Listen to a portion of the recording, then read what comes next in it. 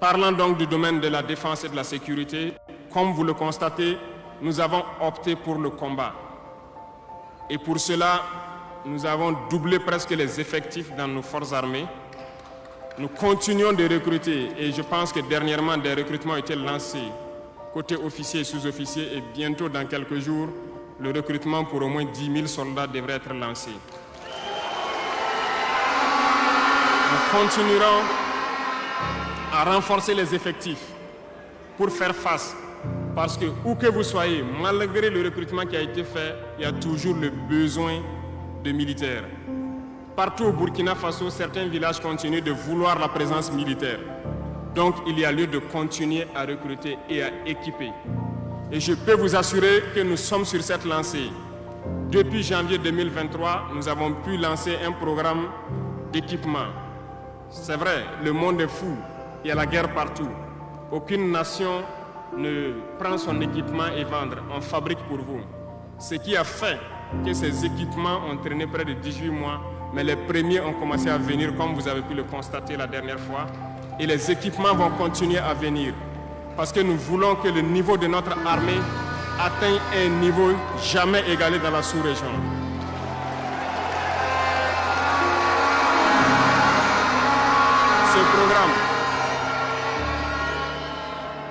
Ce programme d'équipement va se poursuivre et c'est vous les acteurs de ce programme.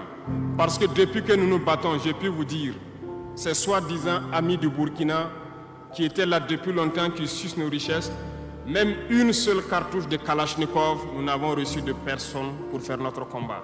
C'est vous qui payez. Et nous continuerons à faire corps avec notre peuple pour pouvoir mener cette lutte. Nous avons des partenaires qui ont accepté de nous vendre des équipements et qui ont même proposé de pouvoir nous livrer des équipements stratégiques et que nous puissions payer dans le temps. Nous leur en remercions pour ce geste.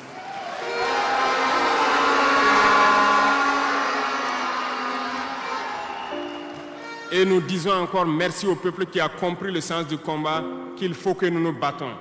Si nous ne nous battons pas, ils viendront nous chercher chez nous, comme dans un poulailler ou dans une bergerie. Chaque matin, ils choisiront qui ils veulent pour aller exécuter sur la place du public, pour faire peur aux autres, aller trancher des mains ou des pieds sur la place publique pour faire peur aux autres. C'est comme ça leur tactique. Nous allons nous battre. Et nous nous donnerons les moyens pour y arriver. S'il arrive demain que nous sommes coincés dans une certaine lancée, nous viendrons encore vers le peuple et demander encore plus de sacrifices pour pouvoir atteindre l'objectif. Parce que malgré vos cotisations, je vous le disais tantôt, certaines puissances ont refusé de nous vendre les équipements, ont bloqué les équipements que nous avons achetés dans certains pays parce qu'ils ont la licence de certains composants. Et ces puissances exploitent des minerais au Burkina Faso. Je le dis ici, haut et fort et solennellement. Ça va s'arrêter. Nous allons retirer des permis d'exploitation. Nous n'allons pas permettre cela.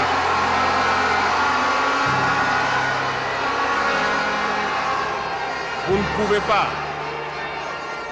exploiter nos ressources et refuser de nous vendre des équipements, faire bloquer nos équipements. Nous n'allons pas accepter. Qu'ils s'attendent, nous allons récupérer nos permis d'exploitation et nous allons l'exploiter nous-mêmes.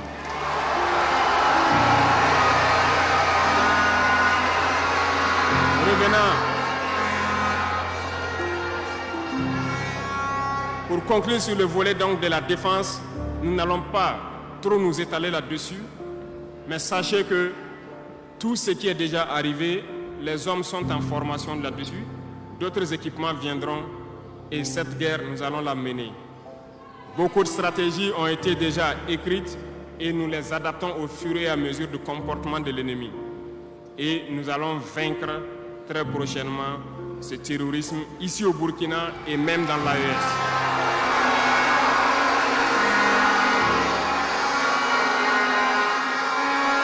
Pour ce qui concerne le domaine donc de la fonction publique, pendant longtemps, nous avons passé le temps à mettre en garde un certain nombre d'acteurs. Mais nous avons compris que le phénomène est tellement profond. La corruption, la mauvaise gouvernance dans les différentes administrations, le manque d'éthique persiste. Certains organes ont été donc mis en place dans le cadre de la lutte contre la corruption et dernièrement, certains arrêtés ont été pris pour ce qui concerne les primes de dénonciation. Le dernier acte à poser sera fait avant donc, la fin de ce mois. C'est un organe qui devra siéger dans tous les ministères pour s'auto-saisir de certains dysfonctionnements, des actes de corruption et pouvoir agir. Et ces organes seront prêts. Parce que nous avons beaucoup de gros travailleurs aussi dans l'administration, mais qui sont mis à l'ombre, qui sont souvent mis à l'écart. Parce que pendant longtemps, ce sont les plus corrompus, les plus malhonnêtes qui ont été mis à la lumière, c'est eux qui bénéficient de tous les avantages.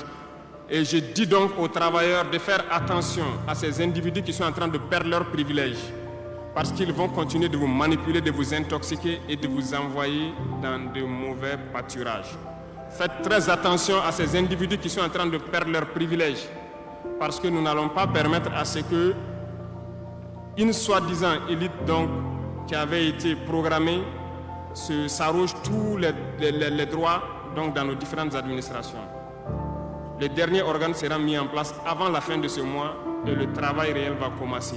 Vous entendrez dire un peu partout à l'issue de ça que nous ne respectons pas certains textes, nous ne respectons pas certaines lois, mais il n'y a pas de loi ou de textes qui tiennent dans cette lutte lorsque c'est pour l'intérêt de la patrie. Qu'ils se le tiennent pour dire donc nous allons aller dans ce sens. Nous avons donc dans le processus du recrutement adopté une ligne de conduite. Nous sommes en train de faire un diagnostic, de vérifier les présences et de voir les besoins. Il n'est pas exclu qu'au cours de l'année, certains concours soient lancés pour augmenter des effectifs dans certains endroits. Certes, il y a eu d'abord une vague de concours qui a été lancée, mais dans tous les milieux, ils sont en train de faire le point. S'il y a besoin, je dis bien s'il y a besoin, nous continuerons encore de recruter pour être à un niveau acceptable et pouvoir faire fonctionner les différents organes donc, du pays pour le bonheur donc, des masses populaires. Dans le domaine donc, de la diplomatie, nous avons opté pour une diplomatie commune dans l'AES. Toutes les décisions vis-à-vis donc, des partenaires, que ce soit africains ou à l'étranger, seront prises à l'unanimité au sein de l'AES. Mais nous avons aussi opté pour une diplomatie de vérité.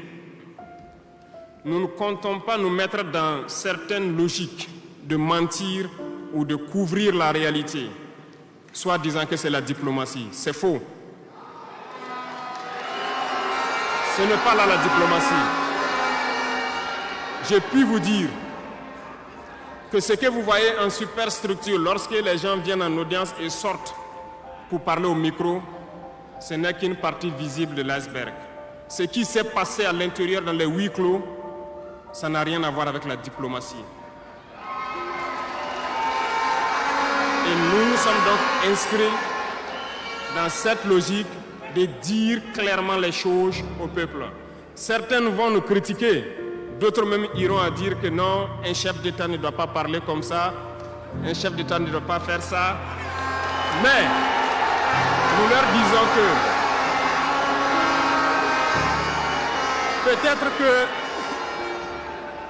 peut-être que ces gens qui critiquent de cette façon lorsque nous disons la vérité, peut-être qu'ils ont une école où ils ont appris à être chef d'État, comment le chef d'État doit être. Sinon, je n'ai pas encore vu cette école. Et pourquoi nous devons ressembler forcément aux autres, faire comme les autres? Nous voulons créer notre modèle, notre identité. Et je pense que le Burkinabé, par définition, c'est l'homme intègre. Nous voulons la vérité. Et lorsqu'il y a la vérité qui sort, même si nous avons fauté, il faut que nous ayons le courage de venir vous dire sur tel côté nous avons fauté, nous demandons pardon. Si vous nous pardonnez, vous nous pardonnez. Mais nous ne voulons plus nous inscrire dans cette diplomatie mensongère. Nous avons, dans une interview, parlé du régime ivoirien. Certains Burkinabés sont montés sur leurs chevaux et critiqués. Je le dis, j'insiste et je persiste. Nous n'avons rien contre le peuple ivoirien, mais nous avons quelque chose avec ceux qui dirigent la Côte d'Ivoire.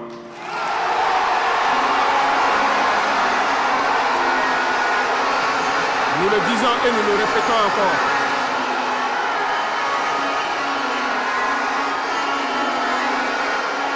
Laissez-moi vous dire quelque chose. Permettez-moi de vous dire quelque chose. Il y a bel et bien à Abidjan un centre des opérations pour déstabiliser notre pays. Personne ne peut le nier et nous vous ferons les preuves dans les jours suivants. Nous vous montrerons des preuves physiques. Vous allez comprendre de quoi nous parlons. Personne ne viendra nous dire qu'au Bénin, il n'y a pas de base française dirigée contre nous. Nous avons les preuves sous la main. 2 bases importantes.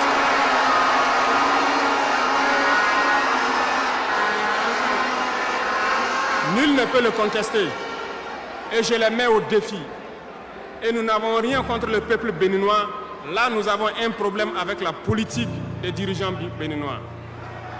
Et nous le disons haut et fort encore. Dans cette diplomatie, nous avons décidé de dire la vérité. Il y a bel et bien 2 bases. Une vers Kandi et l'autre en allant vers Porga ou je ne sais pas quelle localité. Des pistes ont été réaménagées à plus de 3000 mètres de long. Des avions atterrissent. Les gens équipent et forment les terroristes là-bas. Nous avons des enregistrements audio d'agents français au Bénin là-bas qui se jouent le centre des opérations des terroristes. Ils montent les opérations avec eux. Ils les aident à se soigner. Ils font tout ce qu'il y a là-bas. Nous avons tous les détails sur eux. Et vous ne voulez pas qu'on le dise à notre peuple? On va le dire. Si vous ne le voulez pas, s'ils ne le veulent pas, qu'ils arrêtent de se comporter ainsi. C'est simple. Nous n'avons forcé personne à prendre son indépendance. Si vous décidez de rester dans votre situation, mais ne prenez pas vos pays pour en faire des bas arrêts parce que ce sont vos populations qui vont en souffrir après. Et ce n'est pas une bonne politique. Nous le disons par expérience et je le répète toujours. Le Burkina a été une base arrière pour déstabiliser certains pays. Et ce n'est pas bien. Le Burkina a été une base arrière à un moment donné pour les terroristes ici. Voilà le prix que nous payons.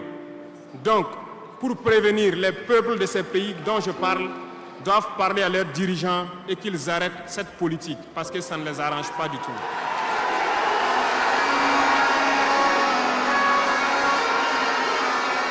Pour venir,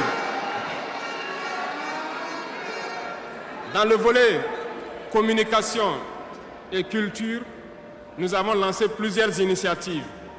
Au cours de l'année 2024, vous avez pu célébrer avec nous donc, le mois donc, de consommation locale.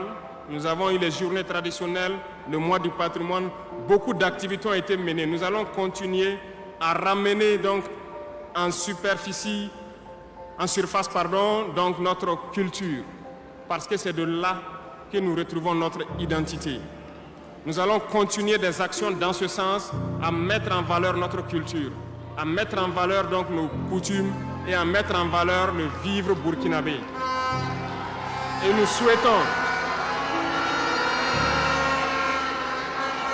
souhaitons que chacun soit acteur de l'émergence du Burkina Faso à travers sa manière de communiquer. Parce que tout se trouve dans la communication aussi.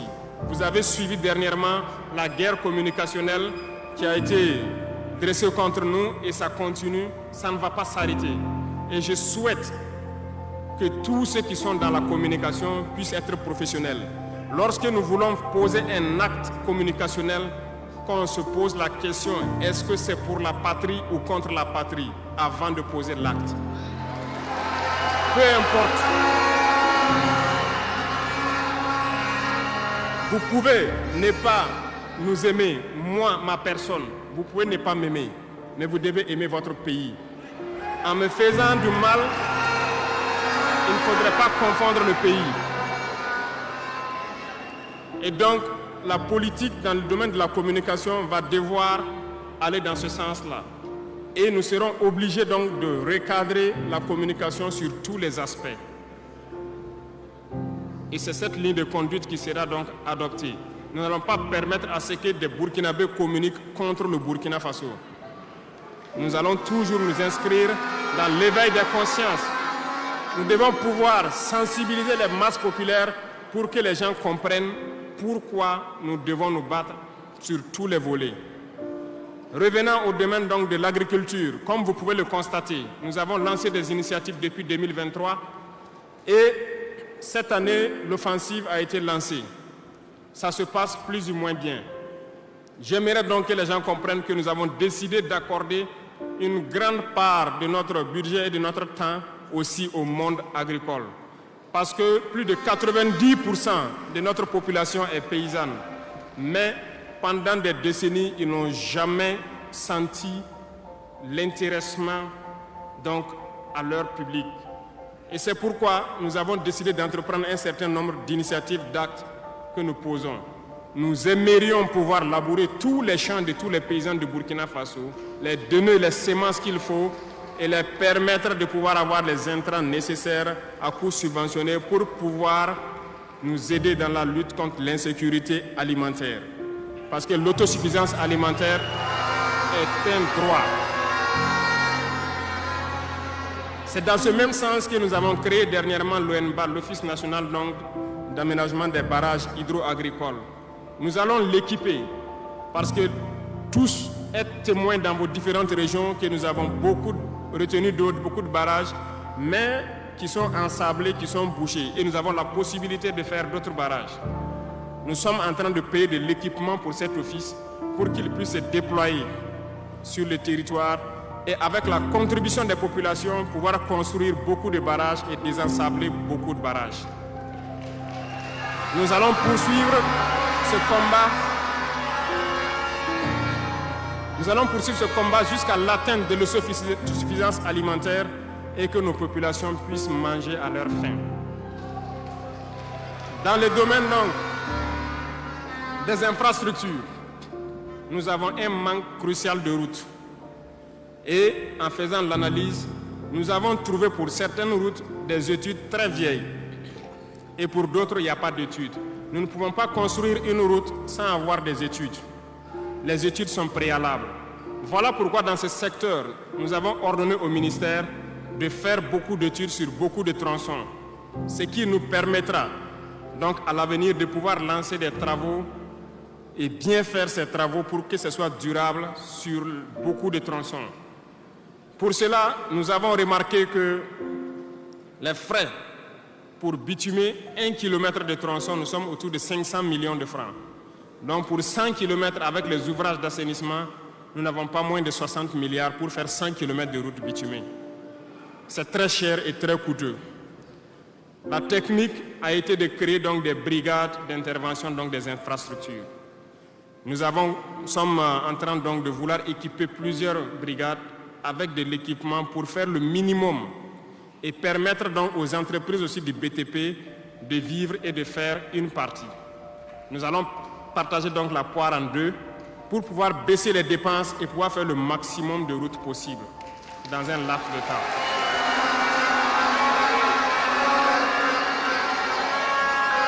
Cela donc a déjà commencé et nous allons poursuivre au cours donc de ces 5 années dans ce processus pour que dans toutes les régions, nous puissions quand même pouvoir rallier le maximum de chefs-lieux de province et que nous puissions faire écouler nos marchandises et que les personnes puissent se déplacer sereinement.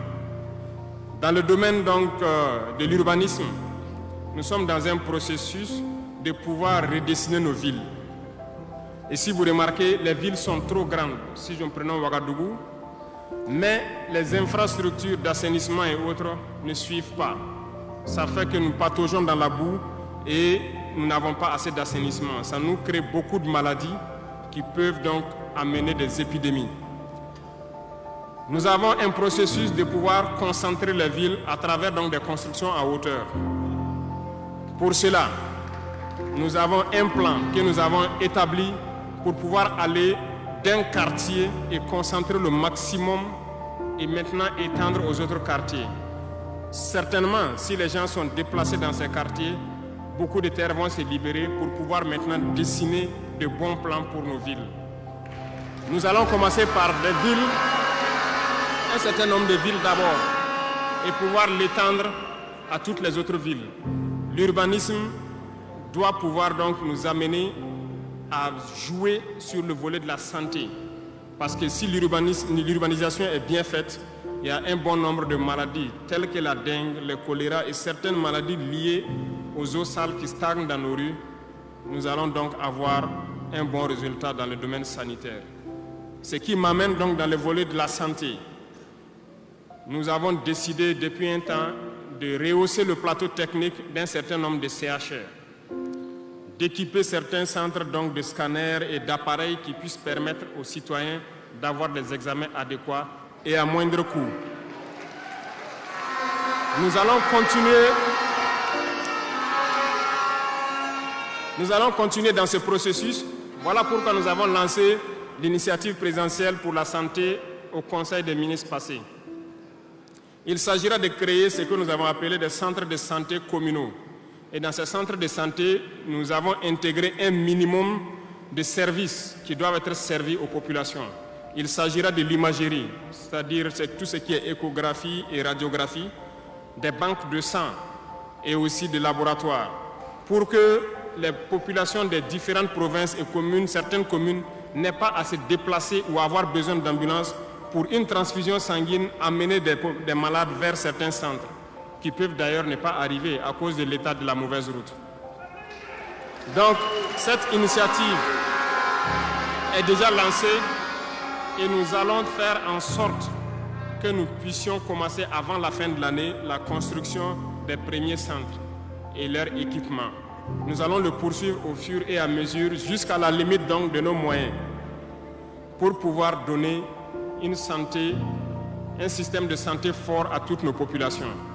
Nous ne voulons pas voir quelqu'un quitter sa localité pour venir vers un CHR pour une radio ou pour une transfusion sanguine. Donc, c'est bien possible. C'est bien possible parce que je reviens encore à nos impérialistes qui nous ont pillés pendant longtemps. Regardez, leurs simples hôpitaux pour leurs animaux sont plus équipés que nos centres de santé. Ce n'est pas concevable. Nous pouvons atteindre ce niveau et nous avons décidé de nous battre pour atteindre ce niveau. Le ministère a été instruit aussi de former le personnel nécessaire pour équiper ces centres-là au fur et à mesure que nous les mettons en place, parce que ça nécessite des professionnels engagés. Et pour être plus pointu, nous avons remarqué que nous avons des médecins assez posés, prenant l'exemple de ceux qui opèrent le cœur. Nous sommes en train donc de les accompagner pour pouvoir avoir un institut vraiment assez équipé et les permettre de faire certaines chirurgies du cœur sur place parce qu'ils en ont la capacité. C'est l'équipement qui les manque. On attend leur point de situation pour pouvoir les aider et les soutenir. Beaucoup d'autres spécialités ont fait leurs preuves et nous ferons tout pour les accompagner donc dans ce sens. Dans l'initiative, il est prévu aussi des centres de réanimation dans certains CHR qui n'en disposent pas. Parce qu'il nous a été dit qu'après plusieurs opérations, des patients souvent décèdent du fait de manque de centres de réanimation. Donc c'est un tout complet que nous sommes en train de mettre en œuvre pour pouvoir renforcer le système de santé. Et nous sommes convaincus que si les Burkinabés mangent à leur faim et que l'urbanisation est bien faite, nous avons déjà gagné en termes de santé sur beaucoup de plans. Et il faut l'accompagner maintenant avec l'équipement.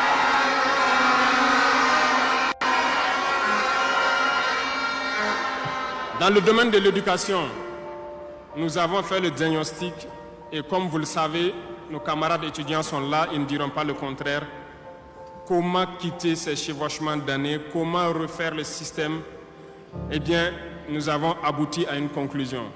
Nous avons lancé l'initiative aussi pour l'éducation de qualité. Ça va intégrer tous les volets, de la maternelle jusqu'à l'université. Les premiers bâtiments devront donc pousser aussi avant la fin de l'année.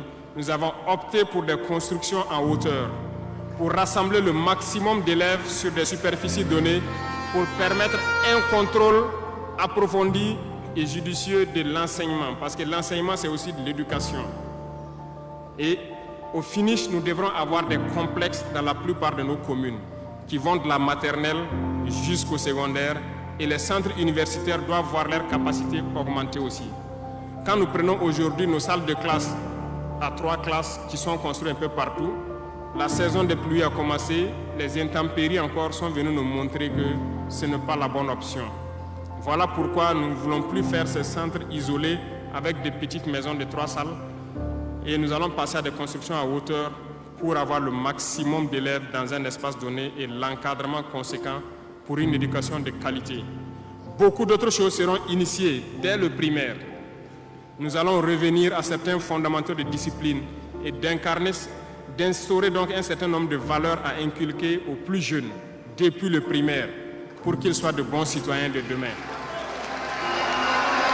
Une partie. Il y aurait donc un début de formation militaire, si je peux le dire comme ça, civique et patriotique au tout petit pour pouvoir continuer dans les lycées. Et le programme national donc au niveau du SND est en train de muter. Le texte était venu en conseil, nous l'avons renvoyé avec des amendements pour que les travailleurs qui sont en activité actuellement puissent aussi passer dans ce centre pour avoir une formation militaire. Et ça va s'organiser à tour de rôle sur des périodes bien précises. Tout est une question de discipline, parce que par excellence, la formation militaire doit pouvoir discipliner les gens. Donc nous allons inculquer un certain nombre de valeurs au niveau donc de notre éducation.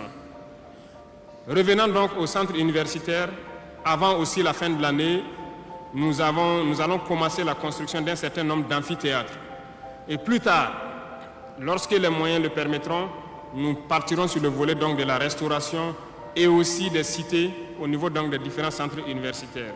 Mais nous commencerons par les amphithéâtres pour les permettre d'avoir donc où travailler pour que le décalage qu'il y a en termes donc d'années qui se superposent puisse se réduire considérablement. Nous avons fait une régulation budgétaire qui doit donc passer à l'Assemblée ce mois-là pour pouvoir donc initier toutes ces opérations. Qu'est-ce que cela veut dire? Nous avons diminué les dépenses de fonctionnement de l'administration pour pouvoir injecter ailleurs, notamment dans l'éducation et dans la santé. Ce programme donc, est prêt, il a été lancé et dans les jours à venir, vous serez témoins de l'évolution donc, de tout ce que nous sommes en train de vous dire. Et nous poursuivrons ce schéma tout au long donc, de ces 60 mois qui nous a été consacré. Revenant donc au domaine donc, des mines, je le disais tantôt, nous avons adopté une nouvelle politique. Le Burkina regorge de beaucoup de sortes de minéraux, mais il y a quand même un minéral pour lequel il n'y a plus de secret pour les Burkinabés. Et je m'en vais là saluer donc nos vaillants orpailleurs, très courageux, qui arrivent à rentrer dans les profondeurs de nos terres pour sortir ce minéral-là. Nous nous sommes dit, pourquoi continuer à laisser des multinationales étrangères venir puiser notre or pendant que nous savons l'exploiter nous-mêmes? Voilà pourquoi nous avons ordonné au ministère de réorganiser les orpailleurs. Et le gouvernement va prendre en compte l'exploitation de l'or. Plusieurs permis, comme je le disais, seront retirés de certaines personnes et nous allons l'exploiter nous-mêmes. Nous allons nous équiper.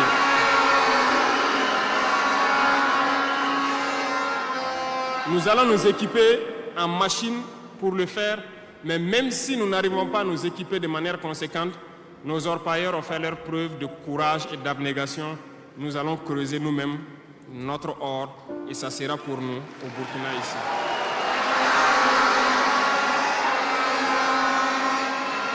Pour les autres substances,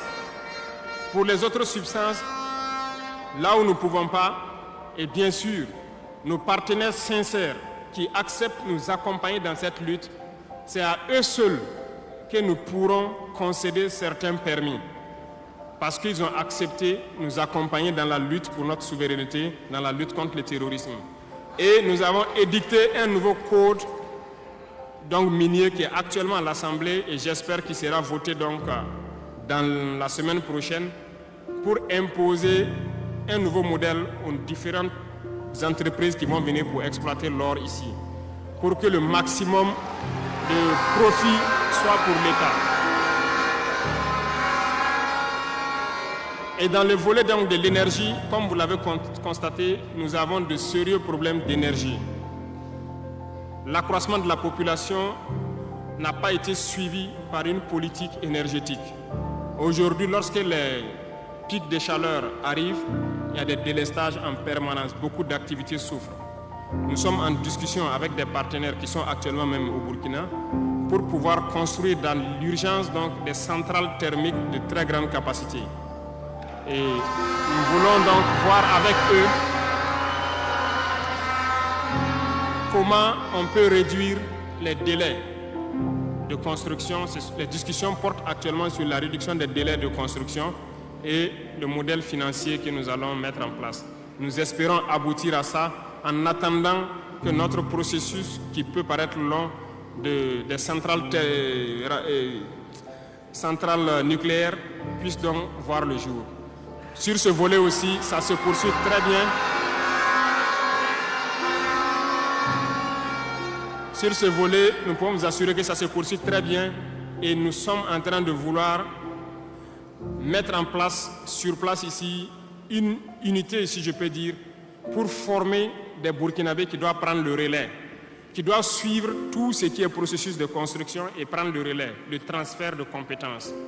Donc, ça va prendre vraiment un processus assez scientifique pour que nous puissions, à l'avenir, lorsque la centrale sera là, que dans un futur pas loin, ça soit la propriété exclusive des Burkinabés, que les ingénieurs burkinabés se l'approprient et pouvoir le mettre en œuvre, pouvoir l'entretenir.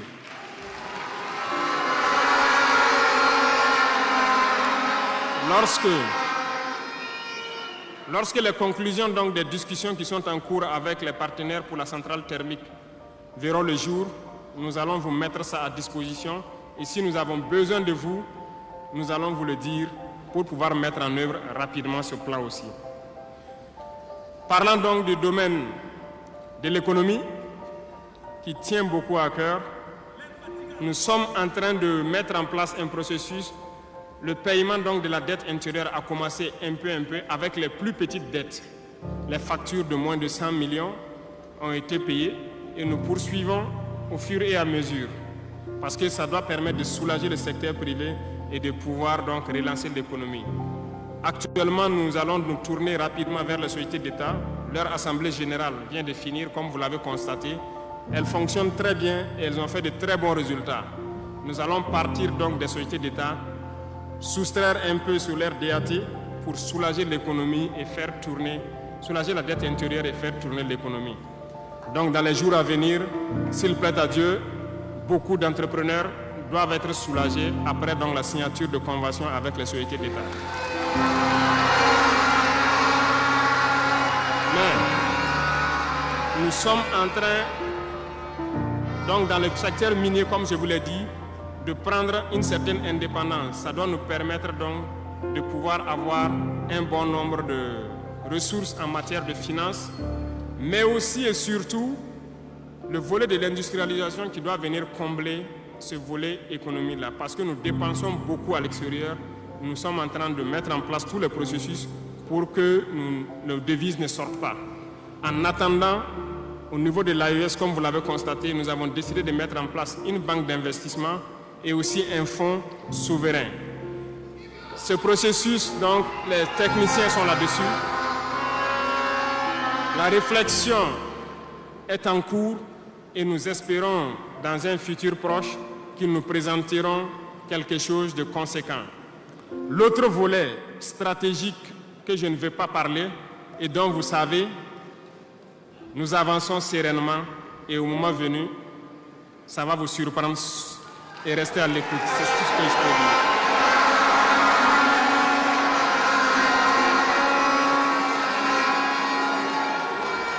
Dans le volet commerce et industrialisation, nous avons aussi posé les diagnostics, comme je vous le disais. Actuellement, comme vous le constatez, nous avons énuméré un bon nombre de produits que nous importons de l'extérieur. Alors, nous sommes en train d'entamer un processus d'industrialisation. Il faut que nous arrivions à mettre le maximum d'industrie sur place pour transformer nos matières premières et pour pouvoir fabriquer ce que nous consommons. Nous sommes dans ce processus et nous discutons avec beaucoup de partenaires pour avoir le maximum d'industrie sur place. Cela va faire en sorte que nos devises ne sortent pas et que l'économie tourne bien et que aussi nous puissions avoir de l'emploi pour les jeunes. C'est dans ce cadre que nous avons pris certains décrets pour faciliter la création des petites entreprises. Nous avons élagué tout ce qui est taxes durant donc un bon nombre d'années pour que les petites entreprises puissent se créer et vivre. Malheureusement, les petites entreprises se retrouvent confrontées aux besoins de financement. Il faut le dire, au niveau des banques, ça s'avère beaucoup compliqué pour qu'on puisse avoir des financements lorsque vous créez votre entreprise. Nous avons rencontré le monde des banquiers et comme je le disais, nous avons échangé, mais